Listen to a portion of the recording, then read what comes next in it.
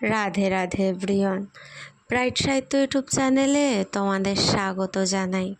শেষ বৃষ্টির পরে রংধনু সিজন 2। কিছু ভুল ত্রুটি হলে ক্ষমা করে দিও। তো চলো বেশি কথা না বলে গল্প শুরু করি। স্টেশনের ভিড় ধীরে ধীরে কমে আসছিল। ট্রেনটা ছেড়ে চলে গেছে। প্ল্যাটফর্মে শুধু কয়েকজন মানুষ, চায়ের দোকানের ধোঁয়া আর সন্ধ্যার আলো। রূপকথা নীলাঞ্জনার সামনে দাঁড়িয়ে। 4 মাসের অপেক্ষা, ভয়, অভিমান সব মিলিয়ে বুকটা ভারী হয়ে আছে। ঠিক তখনই নীলাঞ্জনা হঠাৎ পেছনে তাকালো। মুখের রং বদলে গেল ওর। রূপকথা ধীরে ঘুরে দেখল দূরে একজন মধ্যবয়সী মানুষ দাঁড়িয়ে, চোখ স্থির। কয়েক সেকেন্ড পর মানুষটা চলে গেল। রূপকথা আসতে বলল, কে উনি? নীলাঞ্জনা উত্তর দিল না, শুধু বলল, চলো এখান থেকে যাই। সেই রাতে তারা গঙ্গার ধারে বসেছিল। বাতাস ঠান্ডা, আকাশে মেঘ। নীলাঞ্জনা অনেকক্ষণ চুপ। তারপর ধীরে বলল, আজ স্টেশনে যাকে দেখলে উনি আমার কাকা। রূপকথা তাকালো। উনি সব জানেন? নীলাঞ্জনা মাথা নাড়ল। শুধু উনি না, এখন বাড়ির সবাই জানে। বাতাসটা হঠাৎ ভারী হয়ে গেল। নীলাঞ্জনা নিচের দিকে তাকিয়ে বলল, ওরা চায় আমি সব ভুলে যাই। রূপকথা শান্ত গলায় বলল, আর তুমি? নীলাঞ্জনা চোখ তুলে তাকালো, চোখ ভিজে। আমি চেষ্টা করেছি। সে থামল, পারিনি। রাত বাড়ছিল। হঠাৎ নীলাঞ্জনা ব্যাগ থেকে একটা ফাইল বের করলো। ভেতরে অনেকগুলো ছবি, সবগুলোই রূপকথার। কখনো বৃষ্টির দিনে, কখনো হাসছে, কখনো জানলার পাশে। শেষ ছবিটার পেছনে লেখা, যদি পুরো পৃথিবী বিপরীতে দাঁড়ায় তবু আমি এই মানুষটাকে বেছে নেব। রূপকথার গলা শুকিয়ে গেল। এগুলো সব? নীলাঞ্জনা মৃদু হাসল। তুমি জানতেই না আমি তোমাকে কতবার এঁকেছি। ফেরার আগে নীলাঞ্জনার ফোনে মেসেজ এলো। সে স্ক্রিনের দিকে তাকিয়ে স্থির হয়ে গেল। রূপকথা জিজ্ঞেস করলো, কি হয়েছে? নীলাঞ্জনা ফোনটা এগিয়ে দিল। মেসেজে লেখা, কাল বাড়ি ফিরে এসো, আর কোনো ঝামেলা চাই না। নিচে মা। রূপকথা চুপ। নীলাঞ্জনা আসতে বলল, হয়তো আবার যেতে হবে। আর যদি যেতে দিই না? নীলাঞ্জনা তাকিয়ে রইল। ওর চোখে জল, কিন্তু ঠোঁটে ছোট্ট হাসি। তাহলে কি করবে? রূপকথা ধীরে ওর হাত ধরল। এইবার তোমাকে একা ফিরতে দেব না। নীলাঞ্জনা কিছু বলল না, শুধু আকাশের দিকে তাকালো। দূরে জোরে বিদ্যুৎ চমকালো। আর সে মনে মনে ভাবল, এই যুদ্ধটা হয়তো এবার সত্যিই শুরু হলো। রাত তখন 1:20। শহর প্রায় ঘুমিয়ে গেছে। জানলার বাইরে বৃষ্টি পড়ছে টুপটাপ শব্দে। রূপকথা বিছানায় বসে আছে। সামনে ছড়িয়ে নীলাঞ্জনার আঁকা ছবিগুলো। প্রতিটা ছবিতে একই মানুষ, সে নিজে। কিন্তু আজ ছবিগুলো দেখে তার আনন্দ হচ্ছিল না, কারণ তার মনে বারবার ঘুরছিল, কাল বাড়ি ফিরে এসো মেসেজটা। কেন যেন মনে হচ্ছিল কিছু একটা হতে চলেছে। ভোরে ফোন বেজে উঠল। নীলাঞ্জনা। রূপকথা তাড়াতাড়ি ফোনটা ধরল। হ্যালো। ওপাশে খুব শান্ত গলা, আমি আজ বাড়ি যাচ্ছি। রূপকথার বুক কেঁপে উঠল। একাই? হ্যাঁ। কয়েক সেকেন্ড নীরবতা। তারপর নীলাঞ্জনা বলল, রূপ, যদি সব কিছু বদলে যায় তাহলে তুমি থাকবে? রূপকথা একটুও না ভেবে বলল, শেষ পর্যন্ত। ওপাশে কোনো উত্তর নেই, শুধু হালকা কান্নার শব্দ। বিকেলে নীলাঞ্জনা চলে গেল। রূপকথা স্টেশন পর্যন্ত গিয়েছিল। ট্রেন ছাড়ার আগে নীলাঞ্জনা একটা ছোট্ট বাক্স দিল। আমি পৌঁছানোর আগে খুলবে না। ট্রেন ছেড়ে দিল। রূপকথা অনেকক্ষণ দাঁড়িয়ে রইল, যতক্ষণ না ট্রেনটা চোখের আড়াল হয়ে গেল। রাতে এসে বাস্কটা খুলল। ভেতরে একটা রূপালি চেইন আর ছোট্ট কাগজ। যদি কোনো দিন আমি খুব দূরে চলে যাই, এটা দেখে মনে করো আমি তোমার কাছেই আছি। নিচে ছোট্ট করে তোমার নীল। রূপকথার চোখ ভিজে উঠল। ঠিক তখনই ফোনে মেসেজ এলো, নীলাঞ্জনা, আমি পৌঁছে গেছি। তার নিচে আর একটা মেসেজ, কিন্তু বাড়ির পরিবেশ ভালো না, আর একটা ভয় লাগছে। রূপকথা সঙ্গে সঙ্গে কল করলো। ফোন কেটে গেল, আবার করলো, বন্ধ। মিনিট 10 পর অচেনা নম্বর থেকে একটা মেসেজ এলো, নীলাঞ্জনার ফোন কিছুদিন থাকবে না। আর কিছু না, কোনো নাম নেই, কোনো ব্যাখ্যা নেই। রূপকথার হাত ঠান্ডা হয়ে গেল। সে জানলার বাইরে তাকালো। বৃষ্টি শুরু হয়েছে। হঠাৎ মনে হলো ঝড়টা এবার সত্যিই এসে গেছে। বৃষ্টি থামেনি, রাত পেরিয়ে ভোর হয়ে গেছে, তবু রূপকথার চোখে ঘুম নেই। ফোনটা এখনো হাতে। শেষ মেসেজটা স্ক্রিনে জ্বলছে, নীলাঞ্জনার ফোন কিছুদিন থাকবে না। মাত্র একটা লাইন, কিন্তু সেই লাইনটাই তার বুকের ভেতর ঝড় তুলেছিল। সকাল 8টা।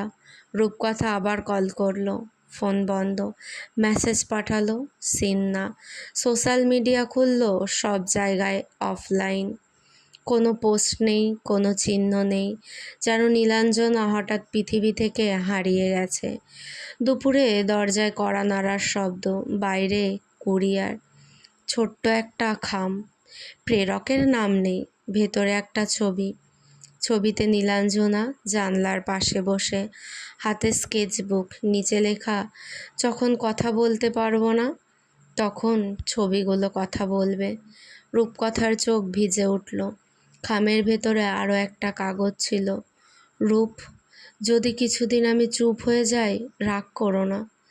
কিছু যুদ্ধ শব্দ দিয়ে জেতা যায় না, কিন্তু আমি লড়ছি, কারণ আমার ফিরে আসার একটা কারণ আছে। তুমি, নীল। রূপকথা কাগজটা বুকে চেপে ধরল। ঠিক তখনই ফোন বেজে উঠল, অচেনা নম্বর। ও তাড়াতাড়ি ফোনটা ধরল। ওপাশে ফিসফিস গলা, আমি নীলাঞ্জনা।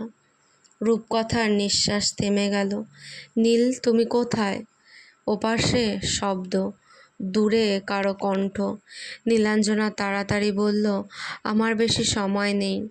কি হয়েছে? কয়েক সেকেন্ড চুপ। তারপর, আমাকে বাইরে যেতে দিচ্ছে না। রূপকথার হাত কেঁপে উঠল। নীল, রূপ একটা কথা শুনবে? হ্যাঁ।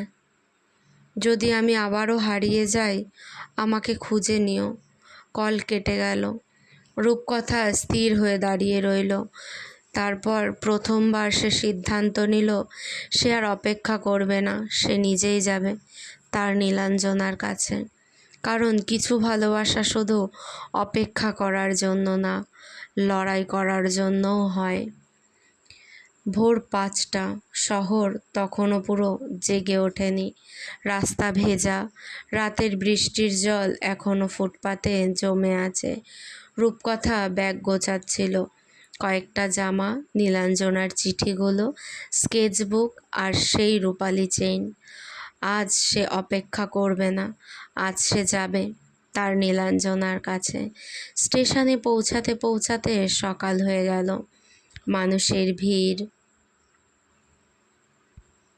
চায়ের গন্ধ, ঘোষণার শব্দ।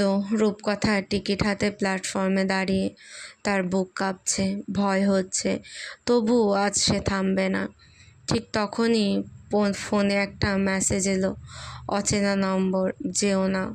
রূপকথা থমকে গেল। আর একটা মেসেজ, সব কিছু আরও কঠিন হয়ে যাবে। তার নিচে, প্লিজ। রূপকথার হাত ঠান্ডা হয়ে গেল। সে লিখল, তুমি কে? অনেকক্ষণ পর উত্তর এলো, নীলাঞ্জনার বোন। রূপকথা কল করলো। ওপাশে কাপা গলা, দিদি তোমাকে দেখতে চায়, কিন্তু এখন এলে সমস্যা হবে। সমস্যা কি? চুপ, তারপর বাড়িতে সবাই খুব রেগে আছে। রূপকথা চোখ বন্ধ করলো। তাহলে আমি কি করব? ওপাশে আস্তে উত্তর এলো, অপেক্ষা। কল কেটে গেল। কিন্তু আজ রূপকথার পক্ষে ফিরে যাওয়া সম্ভব না, কারণ সে অনেক দিন অপেক্ষা করেছে, খুব বেশি অপেক্ষা করেছে। ট্রেন ছাড়লো। জানলার বাইরে একের পর এক স্টেশন পেরিয়ে যাচ্ছে। আকাশ ধূসর, হালকা বৃষ্টি। রূপকথা ব্যাগ থেকে স্কেচবুকটা বের করলো। শেষ পাতার ভেতরে আগে দেখা হয়নি এমন একটা কাগজ ছিল। ও ধীরে খুলল। ভেতরে লেখা, যদি কোনো দিন তুমি সত্যি আমার কাছে আসো, তাহলে বুঝবো পৃথিবীর সব দূরত্ব মিথ্যে ছিল। আমি অপেক্ষা করব নীল। রূপকথার চোখ ভিজে উঠল। ঠিক তখনই ট্রেন থামলো। স্টেশন এসে গেছে। ও নেমে চারপাশে তাকালো। সব কিছু অচেনা, কিন্তু বুকের ভেতর একটা অনুভূতি, নীলাঞ্জনা কাছেই আছে। ঠিক তখনই পেছন থেকে কেউ ডাকলো, রূপকথা। সে ঘুরে দাঁড়ালো। সামনে একজন মধ্যবয়সী মহিলা, চোখ লাল, মুখে ক্লান্তি। তিনি আস্তে বললেন, আমি নীলাঞ্জনার মা। রূপকথার পৃথিবী যেন থেমে গেল। স্টেশনের ভিড়ের মাঝেও মুহূর্তটা নিঃশব্দ হয়ে গেল। রূপকথা স্থির হয়ে দাঁড়িয়ে।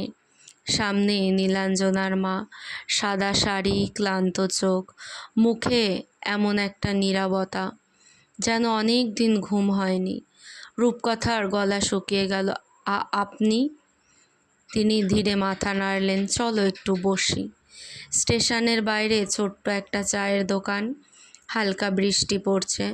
দুজনে মুখোমুখি বসে, কেউ কথা বলছে না। শেষ পর্যন্ত নীলাঞ্জনার মা বললেন, তুমি এসেছো? রূপকথা নিচের দিকে তাকিয়ে রইল। ওর জন্য এসেছি। মহিলা কিছুক্ষণ চুপ করে থাকলেন, তারপর আস্তে বললেন, জানি। এই একটা শব্দ শুনে রূপকথা মাথা তুলল। নীলাঞ্জনার মা ব্যাগ থেকে একটা ডায়েরি বের করলেন, পুরনো, নীল কভার একটা। এটা নীলের ঘরে পেয়েছি। রূপকথা ধীরে ডায়েরিটা নিল। প্রথম পাতায় লেখা, রূপকথার জন্য। ওর বুকটা কেঁপে উঠল।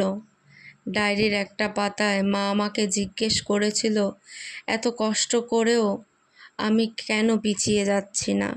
আমি উত্তর দিইনি, কারণ কিভাবে বলবো কিছু ভালোবাসা মানুষকে ভালোবাসা যায় না, তাদের ভেতরে বেঁচে থাকা হয়। আরেকটা পাতায়, যদি কোনো দিন রূপ আমার সামনে দাঁড়ায়, আমি আর কিছু চাইব না। রূপকথার চোখ ভিজে উঠল। ও আস্তে জিজ্ঞেস করলো, নীল কোথায়? নীলাঞ্জনার মা চুপ। খুব ধীরে বললেন, বাড়িতে। আমি ওর সঙ্গে দেখা করতে চাই। মহিলা চোখ বন্ধ করলেন, যেন এই কথাটা তিনি আগেই জানতেন। গাড়িতে করে তারা বাড়ির দিকে যাচ্ছিল। জানলার বাইরে বৃষ্টি, গ্রামের রাস্তা, ভেজা গাছ। রূপকথার হাত কাঁপছে। কয়েক মিনিট পর গাড়ি থামলো। দোতলা পুরনো বাড়ি, বারান্দায় কদম গাছ। নীলাঞ্জনা একদিন ছবিতে এঁকেছিল। রূপকথার বুক ধক করে উঠল। সে নামতেই ওপরে একটা জানলার পর্দা নড়ল। এক সেকেন্ড, শুধু এক ঝলক, কিন্তু সে বুঝে গেল নীলাঞ্জনা। বাড়ির ভেতর অদ্ভুত নীরবতা। নীলাঞ্জনার মা ধীরে বললেন, ওর ঘর ওপরে। রূপকথা সিঁড়ি বেয়ে উঠতে লাগলো। প্রতিটা ধাপের সঙ্গে বুকের শব্দ বাড়ছিল। দরজার সামনে এসে থামল। দরজাটা আধ খোলা। ভেতরে জানলার পাশে কেউ, হাতে স্কেচবুক, চুল কাঁধে পড়ে আছে। রূপকথা আস্তে বলল, নীল। মেয়েটা ধীরে ঘুরে দাঁড়ালো। চোখ ভিজে, মুখ ফ্যাকাশে, কিন্তু সেই একই হাসি। তুমি এসেছ? রূপকথার চোখেও জল চলে এলো, কারণ এতদিনের দূরত্ব শেষে তারা আবারও একই ঘরে দাঁড়িয়ে। কিন্তু দরজার বাইরে কারো পায়ের শব্দ ভেসে আসছিল, আর নীলাঞ্জনার মুখের হাসিও মিলিয়ে গেল। দরজার বাইরে পায়ের শব্দ থেমে গেল। ঘরের ভেতর নিঃশব্দতা। জানলার বাইরে হালকা বৃষ্টি পড়ছে। রূপকথা আর নীলাঞ্জনা মুখোমুখি দাঁড়িয়ে। 4 মাসের অপেক্ষা, অসংখ্য রাতের কান্না, অগণিত না বলা কথা, সব যেন এক মুহূর্তে এসে জমা হয়েছে এই ছোট্ট ঘরটার ভেতর। নীলাঞ্জনা ধীরে এগিয়ে এলো। ওর হাত কাঁপছিল। তুমি সত্যিই এসেছো? রূপকথার চোখ ভেজা হাসি নিয়ে বলল, তুমি তো বলেছিলে খুঁজে নিতে। নীলাঞ্জনার চোখে জল চলে এলো। সে কিছু বলতে গিয়েও থেমে গেল। ঘরটা ছোট, জানলার পাশে টেবিল, চারিদিকে ক্যানভাস, দেয়ালে ঝুলছে অসমাপ্ত ছবি। এক কোণে রূপকথার স্কেচ, শতবার আঁকা, শতভাবে। একটায় হাসছে, একটায় বৃষ্টিতে দাঁড়িয়ে, একটায় জানলার পাশে। আর সবচেয়ে বড় ছবিটার নিচে লেখা, যে মানুষটার কাছে আমি ফিরতে চেয়েছিলাম। রূপকথার বুক কেঁপে উঠল। তুমি এতগুলো এঁকেছো? নীলাঞ্জনা মৃদু হেসে বলল, তোমাকে ভুলতে পারিনি। হঠাৎ দরজায় টোকা। দুজনেই চমকে উঠল। বাইরে নীলাঞ্জনার মায়ের গলা। নীল, নিচে আসবে? নীলাঞ্জনার মুখের রং বদলে গেল। সে ধীরে বলল, আমাকে যেতে হবে। রূপকথা ওর হাত ধরল। আমি আছি। নীলাঞ্জনা কিছুক্ষণ তাকিয়ে রইল। তারপর ফিসফিস করে বলল, সবাই না, কিন্তু মা বদলাতে শুরু করেছে। রূপকথা অবাক হয়ে তাকালো। নীলাঞ্জনা জানলার দিকে তাকিয়ে বলল, যেদিন আমি বাড়ি ছেড়েছিলাম, মা সারা রাত আমার ঘরে বসেছিল। সে থামল। সেদিন প্রথম মা আমার ডায়েরি পড়েছিল। রূপকথা চুপ। নীলাঞ্জনা মৃদু হাসল। হয়তো সেদিন প্রথমবার মা আমাকে বুঝেছিল। নিচে ডাইনিংয়ে টেবিলে সবাই বসে। অদ্ভুত নীরবতা। নীলাঞ্জনার বাবা চুপচাপ, কাকা পাশে। রূপকথার হাত ঠান্ডা হয়ে গেছে। ঠিক তখনই নীলাঞ্জনার মা ধীরে বললেন, রূপকথা, তুমি নীলকে খুব ভালোবাসো? ঘরটা নিস্তব্ধ। সব চোখ ওর দিকে। রূপকথা ধীরে মাথা তুলল। তারপর একটুও না ভেবে বলল, হ্যাঁ। কেউ কথা বলল না। কয়েক সেকেন্ড পর নীলাঞ্জনার মা শুধু নীলাঞ্জনার দিকে তাকালেন। তার চোখ ভিজে উঠেছে। আর খুব আস্তে বললেন, তাহলে ওকে আর কাঁদিও না। নীলাঞ্জনা স্থির হয়ে গেল, সাথে রূপকথাও। কারণ এই প্রথম কেউ তাদের বিরুদ্ধে কথা বলল না। কিন্তু ঠিক তখনই বাইরের দরজা জোরে খোলার শব্দ। আর একজন ভেতরে ঢুকে বলল, আমি কথা বলতে চাই। সবাই ঘুরে তাকালো। নীলাঞ্জনার মুখ ফ্যাকাশে হয়ে গেল। ঘরের ভেতর সবাই চুপ। বাইরে বৃষ্টির শব্দটা আরও স্পষ্ট শোনা যাচ্ছে। দরজার সামনে একজন যুবতী দাঁড়িয়ে, কালো কুর্তি, চোখে ক্লান্তি, হাতে একটা ফাইল। নীলাঞ্জনা ওকে দেখে স্থির হয়ে গেল। ঈশিতা। মেয়েটা আস্তে মাথা নাড়ল। রূপকথা অবাক হয়ে নীলাঞ্জনার দিকে তাকালো। নীলাঞ্জনার বাবা প্রথমবার বললেন, তুমি এখানে কেন? ঈশিতা ধীরে বলল, কারণ কিছু কথা না বললে অন্যায় হবে। ঘরটা আবার নিস্তব্ধ। নীলাঞ্জনার কাকা বিরক্ত গলায় বললেন, এখন এসবের সময় না। ঈশিতা এবার দৃঢ় গলায় বলল, ঠিক এখনই সময়। সে টেবিলের উপর ফাইলটা রাখলো। ভেতরে কয়েকটা কাগজ, কিছু ছবি, আর একটা আর্ট প্রদর্শনীর ব্রোশিওর। সেখানে বড় করে লেখা, রঙের ভেতর গল্প, শিল্পী নীলাঞ্জনা রায়। ঈশিতা বলল, গত 1 বছর ধরে আমি নীলাঞ্জনার সঙ্গে কাজ করেছি। সে নীলাঞ্জনার দিকে তাকালো। আমি দেখেছি ও কিভাবে প্রতিটা ছবি এঁকেছে। তারপর খুব শান্ত গলায় বলল, আর আমি জানি ওর প্রতিটা ছবির কেন্দ্রে কে ছিল। ঘরে কেউ কথা বলল না। ঈশিতা রূপকথার দিকে তাকিয়ে হালকা হাসল। তুমি? রূপকথার বুক কেঁপে উঠল। ঈশিতা ব্যাগ থেকে একটা ক্যানভাস বের করলো। কাপড় সরাতেই সবাই চুপ হয়ে গেল।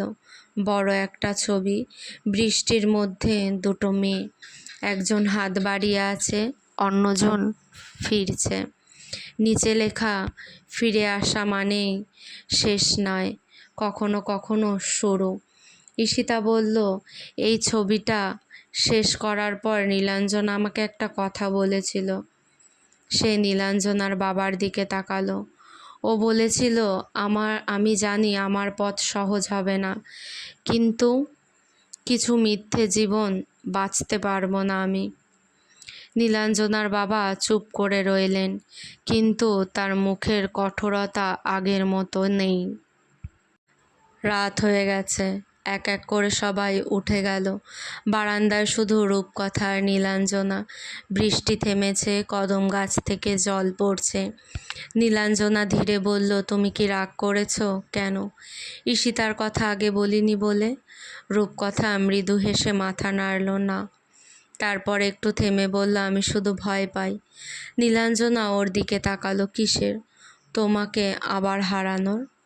কয়েক সেকেন্ড চুপ। তারপর নীলাঞ্জনা আস্তে বলল, আমি এবার আর পালাবো না। ঠিক তখনই নিচ থেকে নীলাঞ্জনার মায়ের ডাক, নীল, তোমার বাবার সঙ্গে একটু কথা বলো। নীলাঞ্জনার মুখের হাসি মিলিয়ে গেল, কারণ সে জানতো সবচেয়ে কঠিন কথাটা এখনো বাকি। রাত প্রায় 10:30।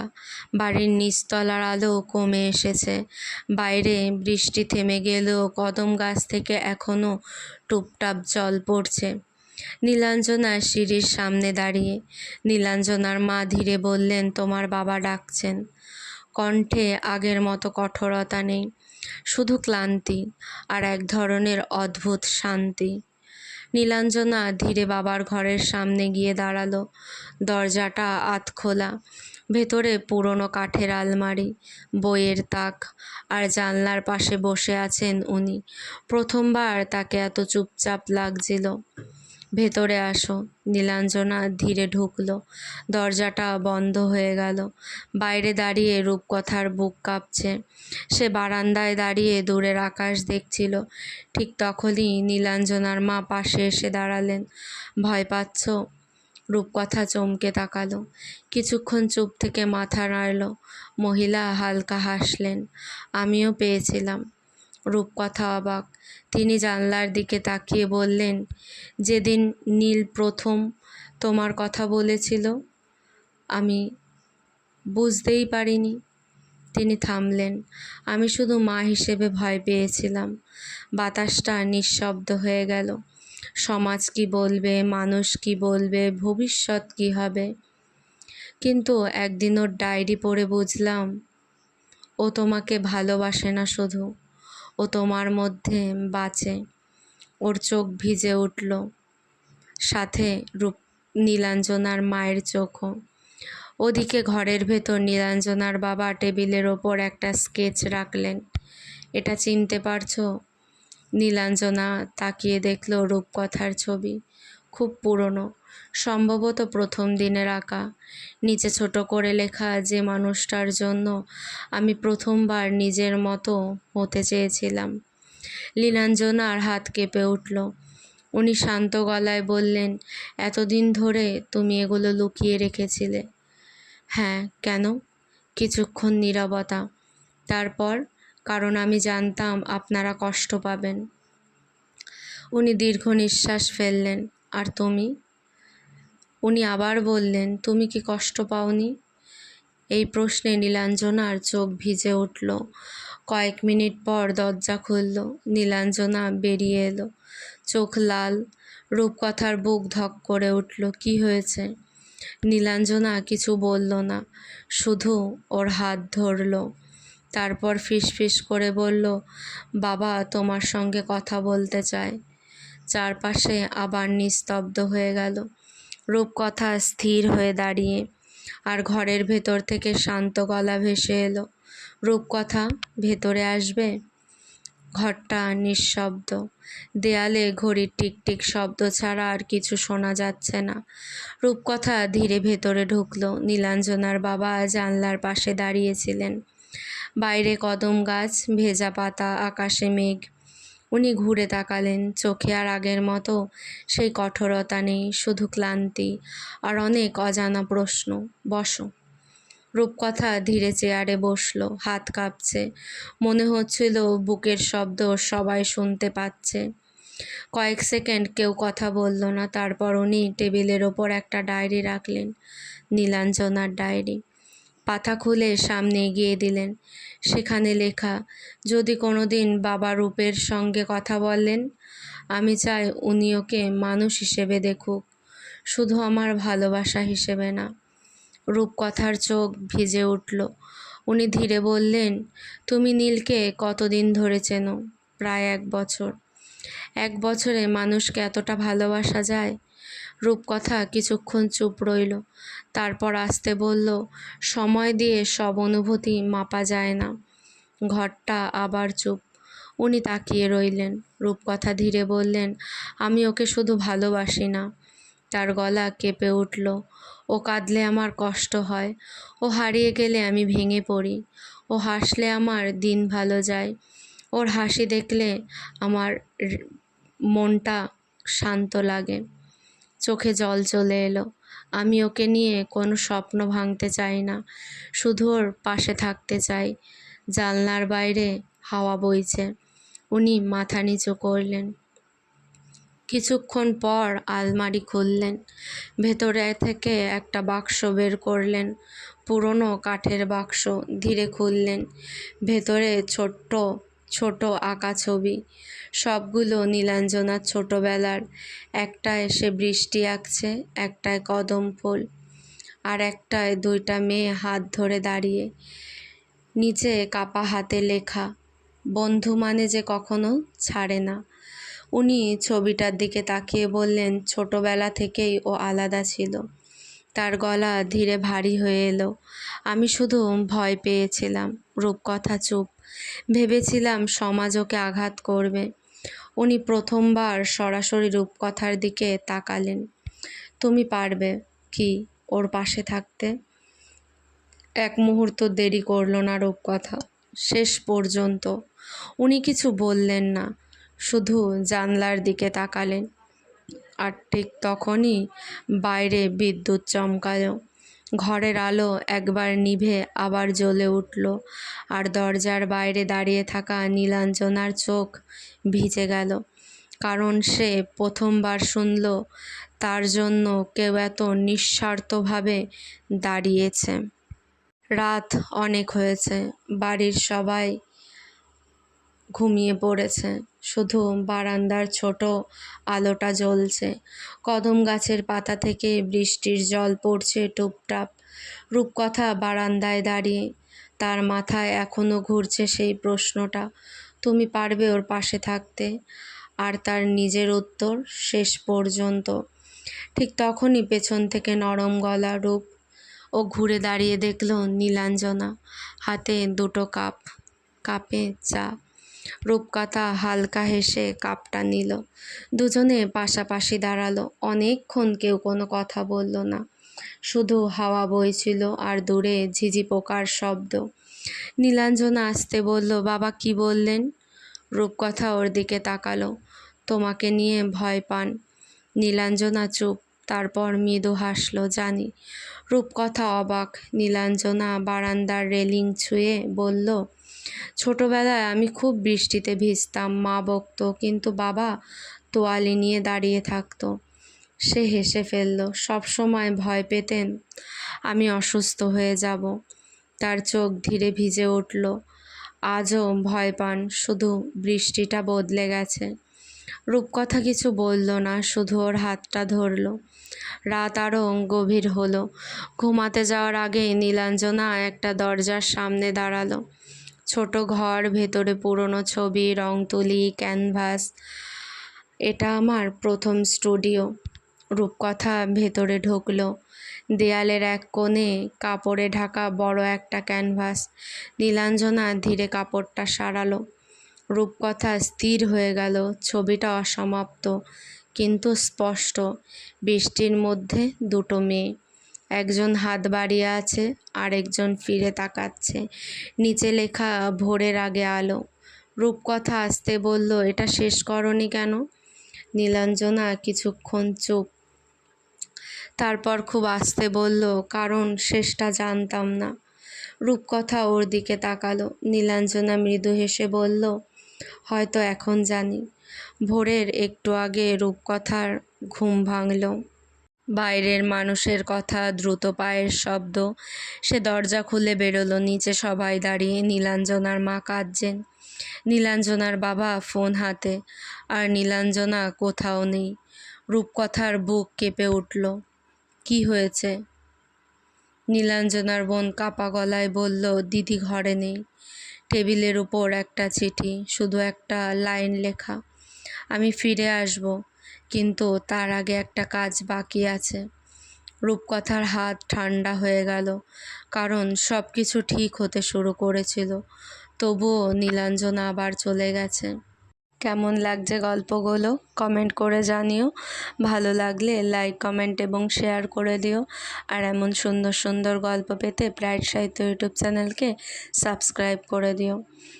সবাই খুব ভালো থেকো, সুস্থ থেকো। রাধে রাধে।